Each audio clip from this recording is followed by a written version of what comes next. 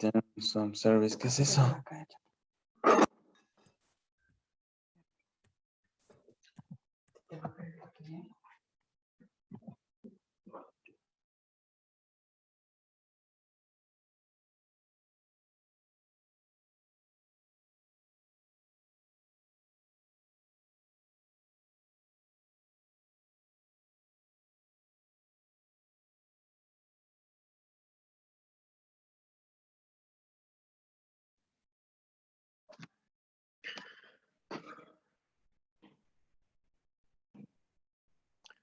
Bueno, vamos a continuar.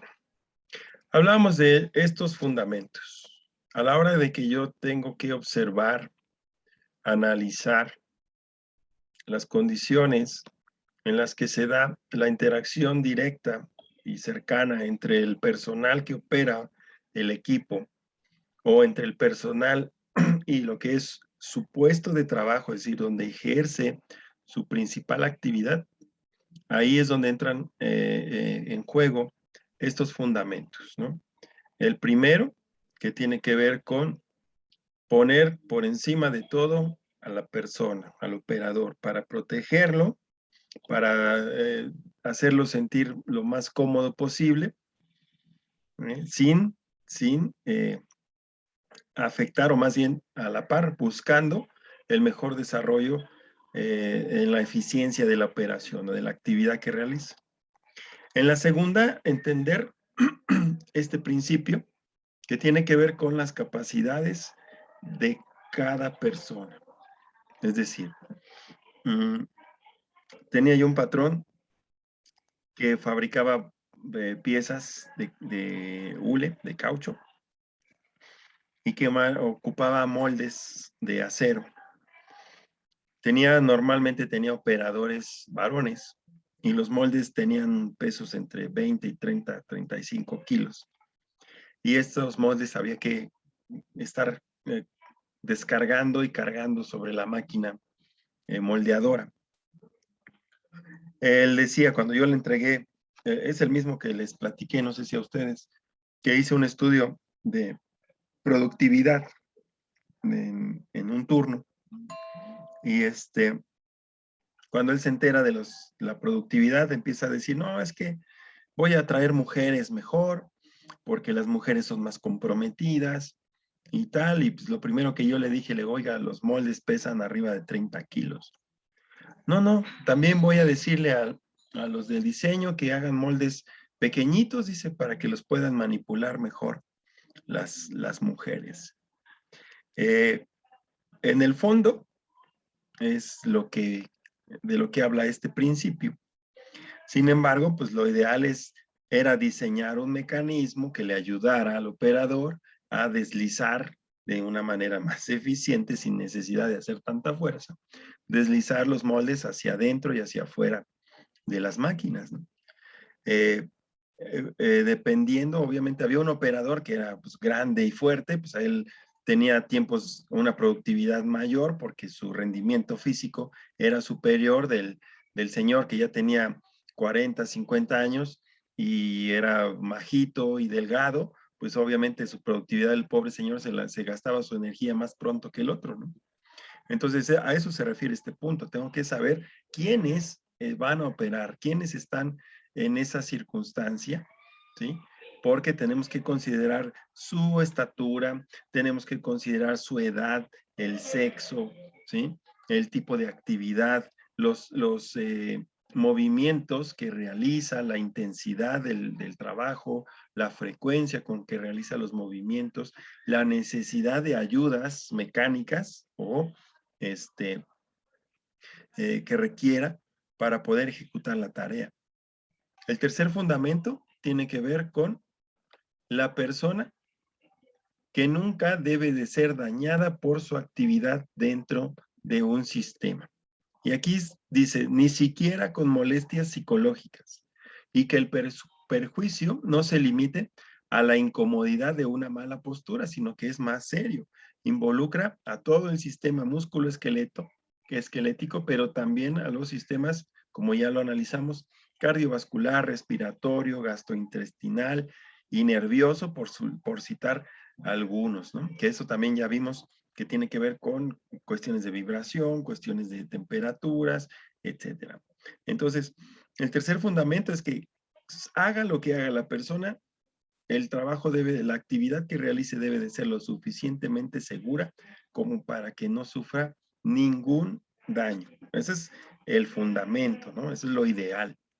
Entonces, a la hora de llevar a cabo la aplicación de la antropometría al puesto de trabajo, es ahí donde necesitamos datos precisos. Y aquí hablamos en relación de que las dimensiones del cuerpo humano son numerosas, es todo un mapa, pero para diseñar un puesto de trabajo específico, solo se deben de tener en cuenta aquellas que son necesarias de acuerdo al tipo de actividad que se realiza. Aquí en estas figuras aparecen cómo está normalizado, vamos a llamarle así, las distancias o las dimensiones antropométricas más representativas para el diseño de elementos o implementos de trabajo. Y aquí simplemente vamos a observar, aquí hace una nomenclatura de cada una de ellas, pero en realidad lo que nos interesa a nosotros es ver cuáles son las dimensiones. Aquí estamos teniendo una imagen que nos ayuda a dar información tanto de cuestiones de antropometría estática como de antropometría dinámica, como pueden ser los alcances, las flexiones y las posturas en las cuales nosotros debemos de tomar dimensiones. Ahora, en este aspecto es donde entra estas consideraciones que también venían en su actividad de los que hicieron la infografía, ¿no? Dependiendo, obviamente, también se debe considerar, como ya lo mencioné, el sexo, la edad, el peso de la persona, la superficie corporal, las fuerzas a desarrollar, etcétera. Además de todas estas dimensiones o las que nosotros consideramos que pueden intervenir. Y ahí es donde entran otras cuestiones, como yo no voy a estar diseñando un puesto de trabajo porque no es práctico tampoco, ni económicamente factible muchas veces, diseñar un puesto de trabajo para Juan Pérez y después desmontar todo porque ahora le toca entrar a Lupita y Lupita pues es más chaparrita, no tiene tanta fuerza, pues tengo que cambiar todo, ¿no? Lo que se trata es buscar una metodología que me permita estandarizar o hacer que el diseño del puesto de trabajo sea viable para un promedio de acuerdo a las características, de un promedio de las características antropométricas y biomecánicas de quienes van a operar.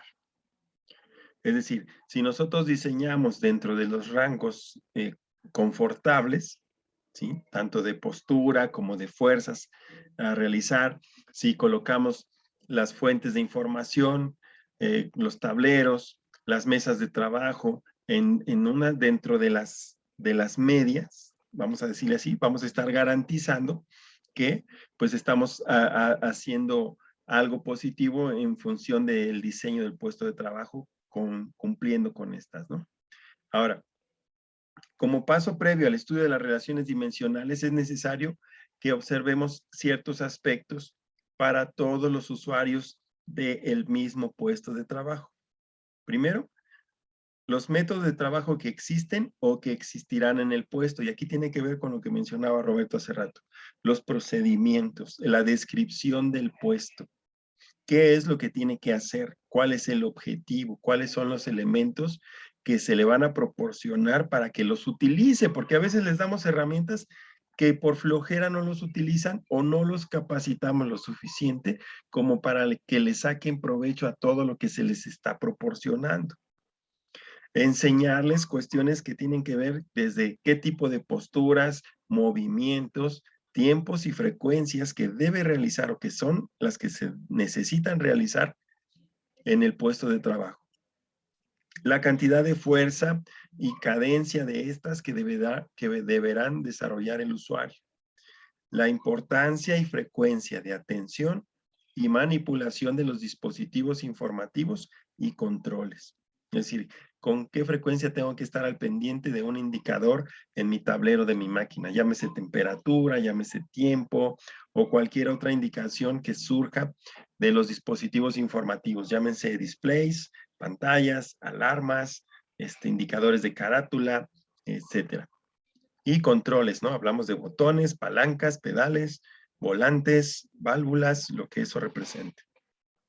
Entonces, ¿qué tan importante es y con qué frecuencia se debe de hacer esta manipulación de dispositivos informativos y controles? ¿Cómo son, de acuerdo a las condiciones que ya analizamos y de acuerdo a las circunstancias que impliquen el tipo de actividad que se realice, implementar o identificar cuáles son estas medidas administrativas de protección que van a ir directamente reflejadas en los regímenes de trabajo y descanso, sus tiempos y horarios, ¿no? Ya hablábamos de cuestiones de temperatura, ¿no? Cuando están en temperaturas abajo de 50 grados bajo cero, pues dices, sabes que nada más trabajas 1 hora y descansas 8, ¿no? A eso se refiere.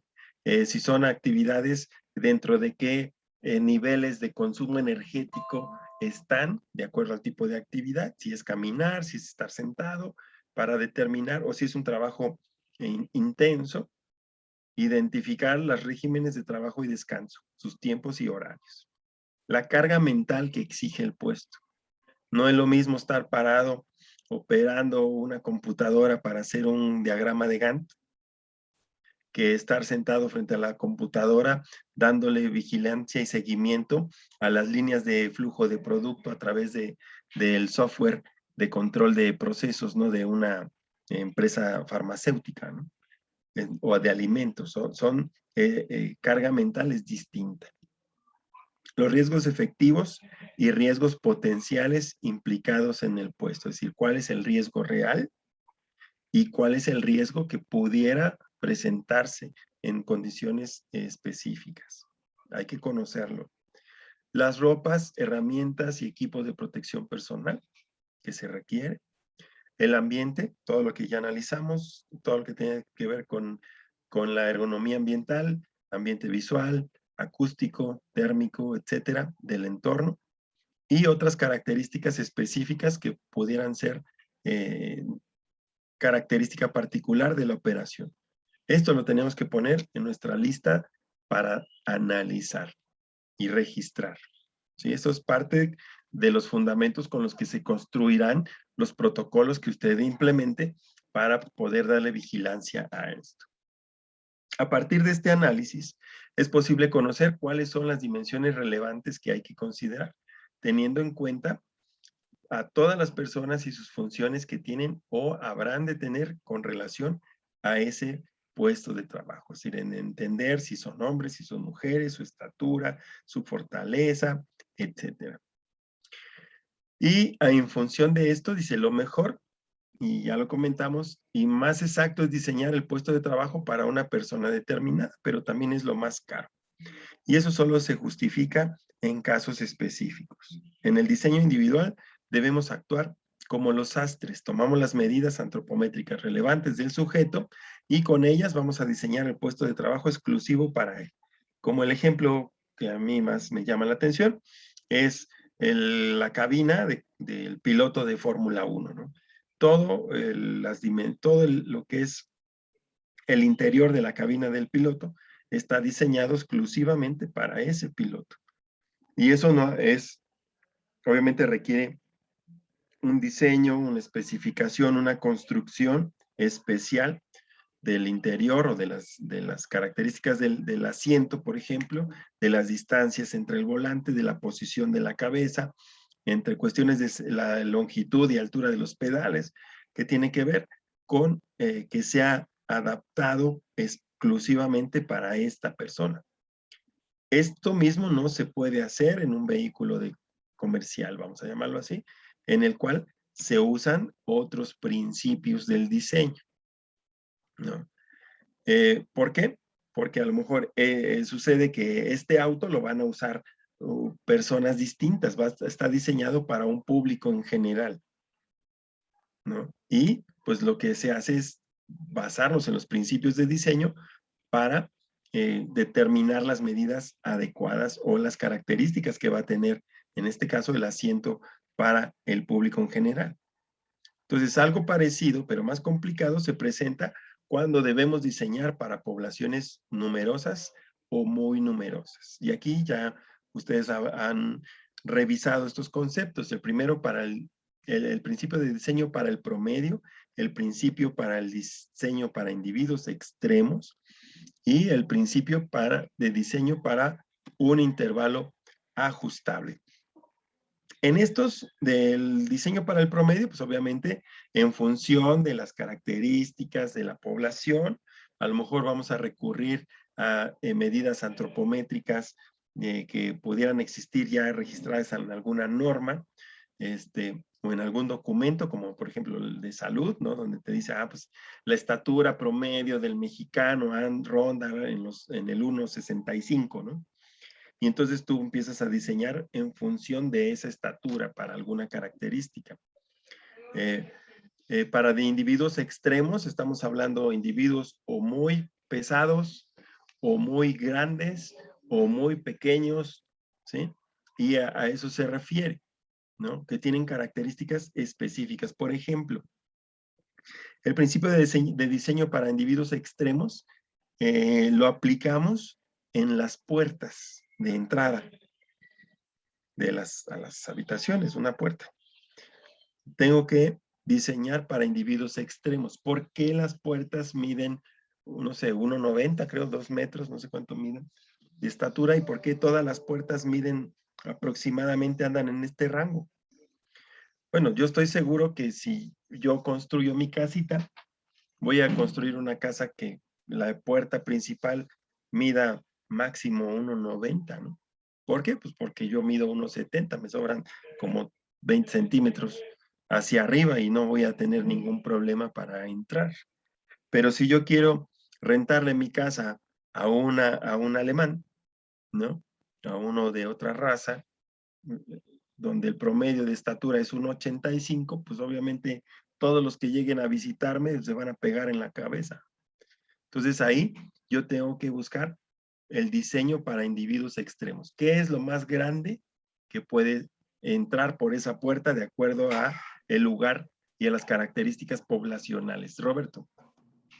Entonces acabo de descubrir que entonces en México, en vez de que las puertas estén más altas, deberían de estar más anchas.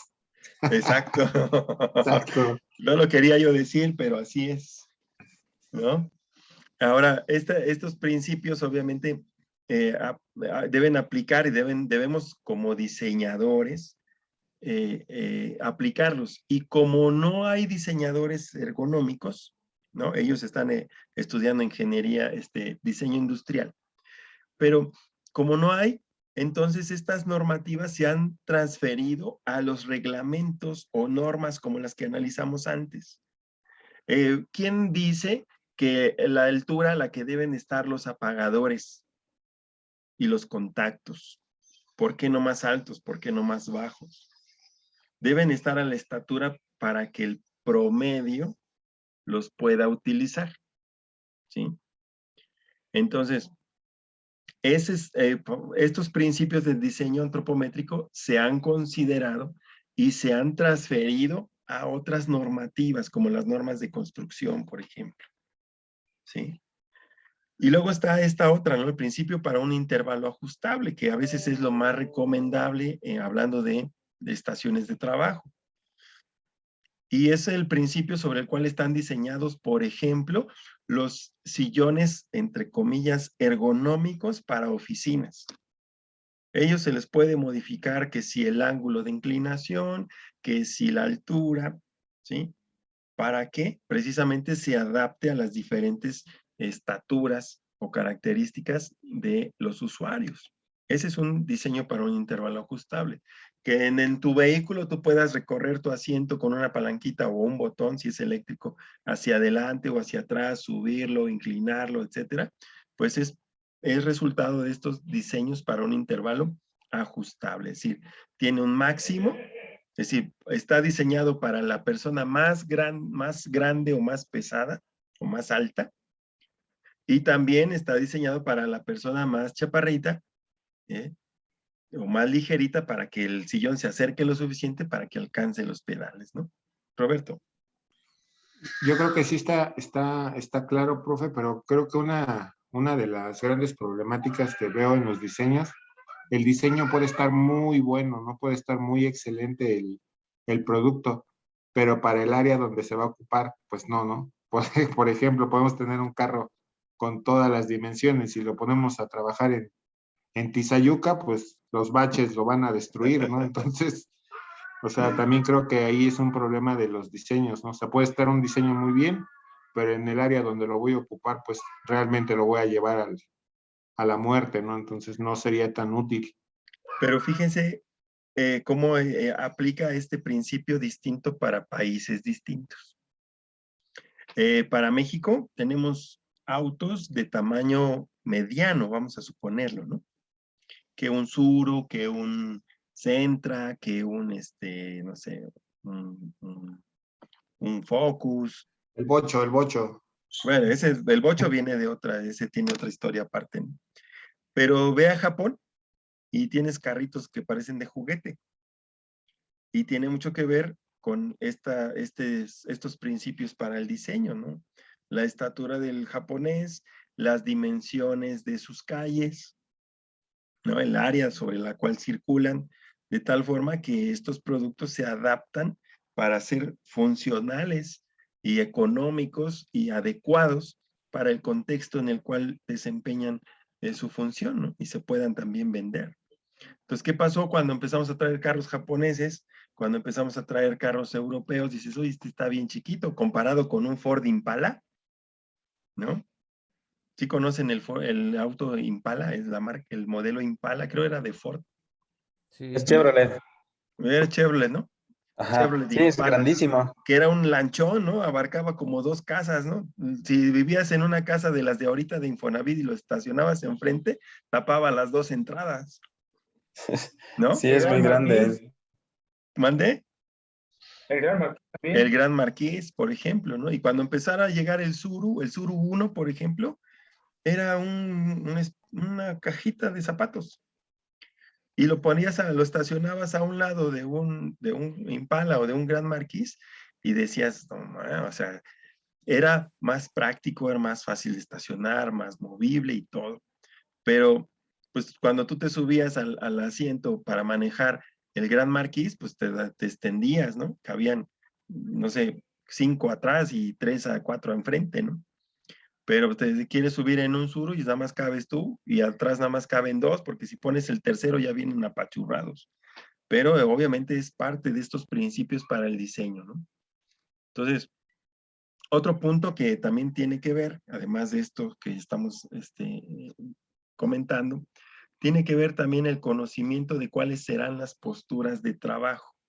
Porque una cosa es que esté yo en mi escritorio sentado aquí platicando tranquilamente y otra cosa es que ya esté yo en posición de trabajar, de estar escribiendo en la computadora, etcétera, y debo de adaptar las cosas a esa circunstancia. Entonces, la postura de trabajo es la que nosotros realmente vamos a interpretar o a identificar.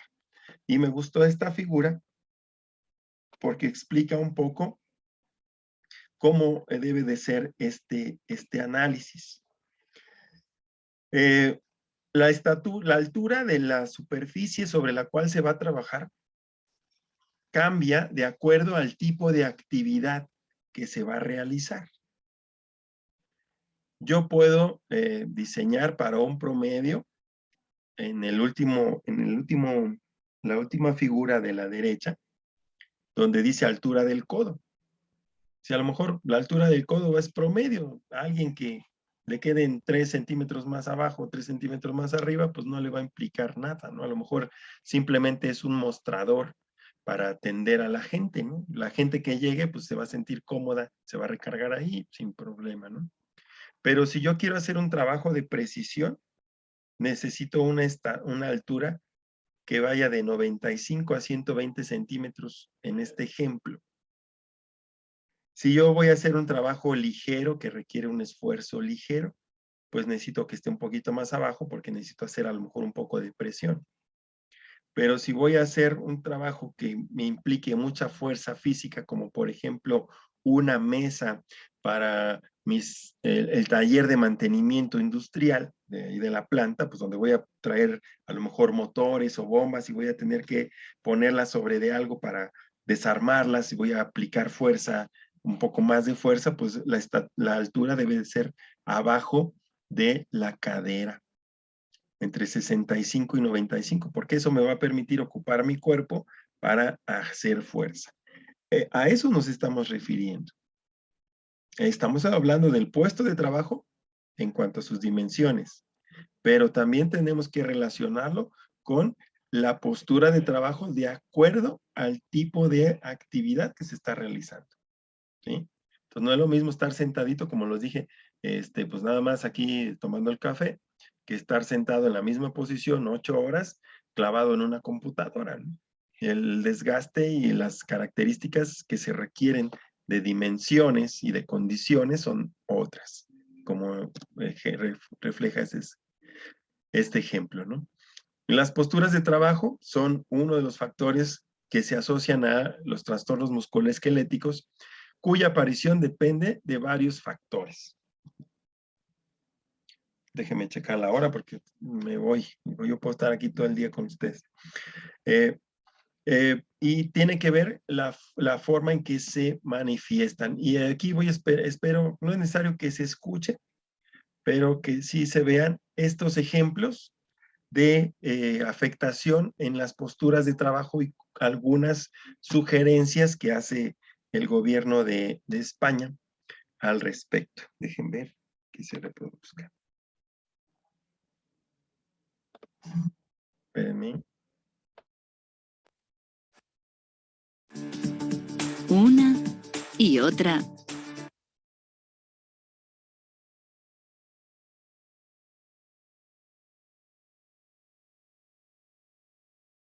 Y otra vez más. Cada día miles de trabajadores tienen que repetir una y otra vez los mismos movimientos en su puesto de trabajo durante toda la jornada. Los movimientos repetitivos son un factor de riesgo que tiene consecuencias para su salud. En la industria pesada, en la agroalimentaria y también en sectores como el sociosanitario y el de servicios, la manipulación de cargas es un factor de riesgo que puede producir lesiones musculoesqueléticas en la espalda, especialmente en la zona dorsolumbar.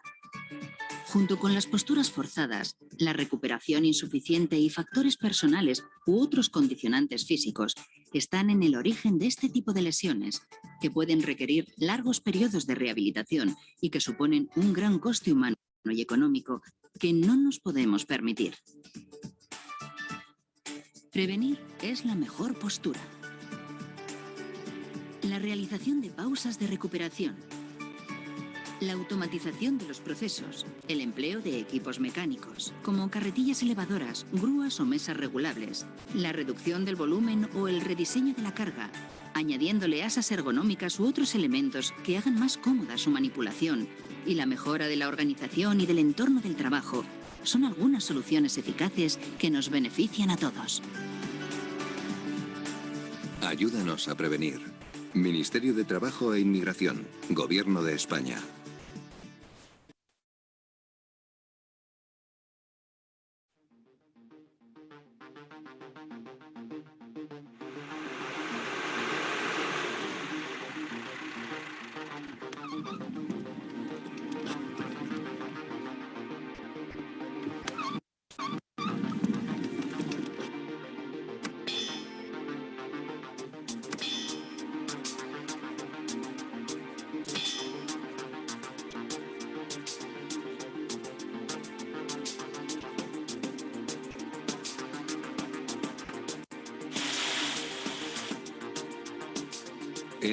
algunos trabajos la repetición de movimientos es una constante y eso puede traer consecuencias.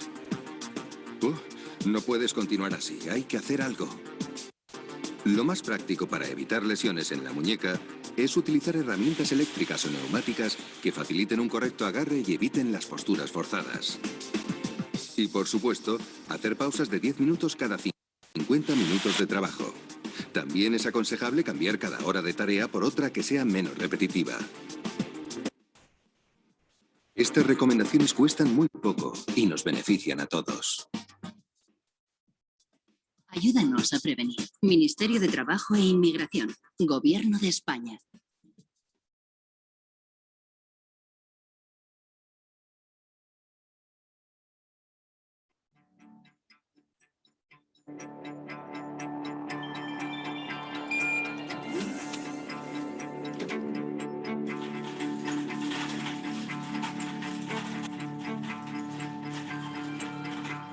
El manejo de personas con enfermedades o discapacidades que les impiden moverse puede causar problemas de espalda.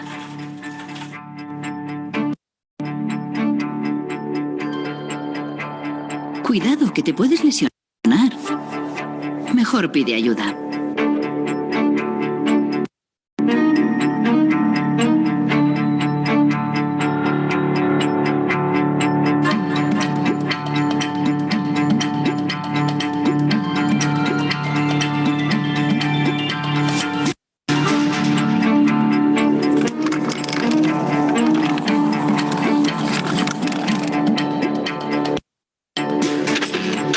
El uso de grúas y otros equipos facilita el manejo de los pacientes, reduciendo el esfuerzo. Antes de usarlos, hay que asegurarse de que disponemos de espacio suficiente y libre de obstáculos. Estas recomendaciones cuestan muy poco y nos benefician a todos. Ayúdanos a prevenir.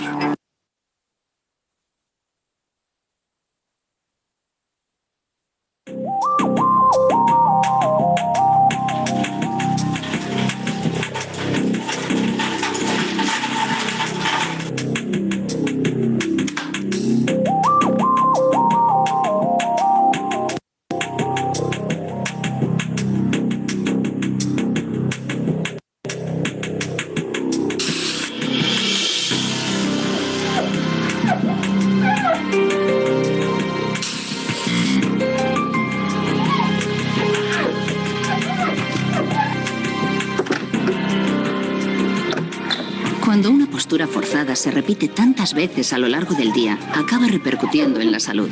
¿Sientes molestias en el hombro? Si queremos evitar lesiones, es conveniente seguir estos consejos. En las tareas de limpieza, los utensilios con mangos extensibles son de gran ayuda, ya que facilitan mucho el trabajo. También es importante alternar el uso de la mano derecha e izquierda. Otro punto fundamental para evitar minutos de trabajo, cosas de 10 minutos. Es aconsejable cambiar de tarea cada hora, procurando realizar otra menos repetitiva. Las recomendaciones cuestan muy poco y nos benefician a todos.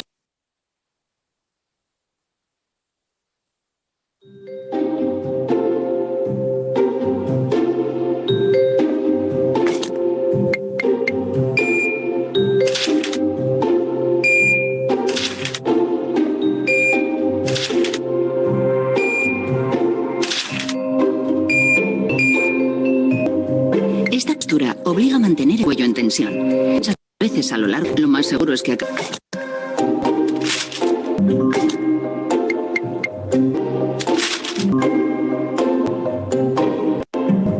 ha pasado lo mismo, ¿verdad?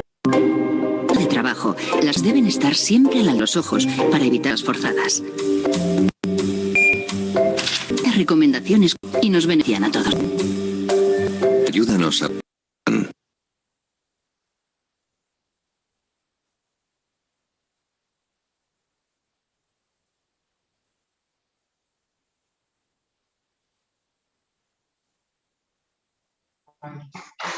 No se escucha, No profe. se escucha, profesor.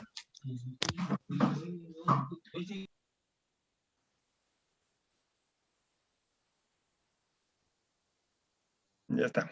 ¿Ahí? Sí, ya, gracias. Ok. Decía yo que estos son los objetivos que se persiguen a la hora de hacer un análisis del puesto de trabajo. Estos ejemplos así rapiditos que nos enseñan mucho, nos ayudan a establecer la visión que debemos de tener a la hora de observar el puesto de trabajo y sus características. Precisamente por eso se relaciona con la antropometría, por eso se relaciona con la biomecánica, el hecho de entender las capacidades y limitaciones que tiene el cuerpo humano a la hora de realizar una tarea, una actividad. Nosotros como ingenieros identificar las características de esa actividad y dotar de los implementos necesarios o la capacitación necesaria para que estas actividades se realicen de la mejor manera posible. Primero poniendo en primer término la protección y seguridad del operador y después garantizando la productividad o la efectividad de la actividad, de la tarea, ¿sale? Entonces, de esto trata esta parte del diseño, finalmente es llegar a este punto. Los diseñadores, yo lo mencioné hace rato, ¿no? ¿Quiénes son entonces los que se encargan de diseñar, desde el diseño de un implemento, de una herramienta, que ayude realmente al ser humano? Pues hay una carrera que se llama diseño industrial, que ellos son los que están involucrados más a fondo con todas estas normativas y todas estas especificaciones que podían tener un diseño que busca ser utilizado por el ser humano.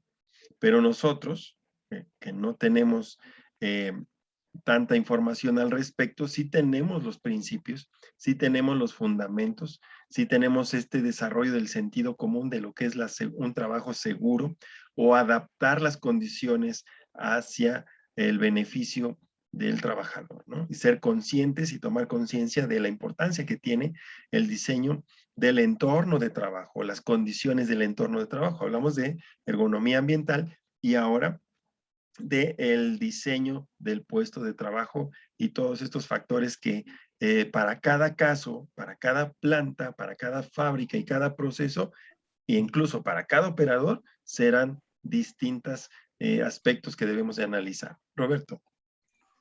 Para la actividad de esta semana había colocado ahí un ensayo. ¿Sería sobre el tema que vimos hoy o algo adicional? No, es sobre todo hasta donde vamos a este punto. ¿Vale? Para que tengan suficiente argumento.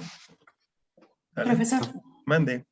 Lo mismo, referente a la tarea, entonces bueno, son las diapositivas que vimos hoy, el tema del diseño del puesto de trabajo.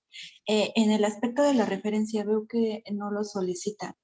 Si se le agregara, no. Bueno, se pone de referencia estas diapositivas. Bueno, sirve que aprovechamos para aclarar, ¿no? O sea, un ensayo es una cuestión personal. Okay. No es una tarea de investigación.